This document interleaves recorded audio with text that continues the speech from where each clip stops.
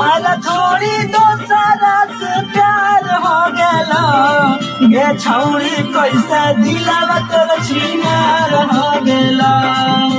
हमारा छोड़ी दोसरा से प्यार हो गेला गे छौरी कैसे दिलवा तोर छिनार हो गेला दिल्ली हमारा धोखा गे मिलते तू मौका गे दिल्ली हमारा धोखा गे मिलते तू मौका गे कैसे छोड़ी लिए तो बेकार हो गेला गे छौरी कैसे दिलवा तोर छिनार हो गेला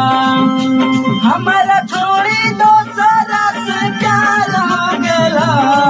गे छौरी कैसे दिलवा तोर छिनार हो गेला।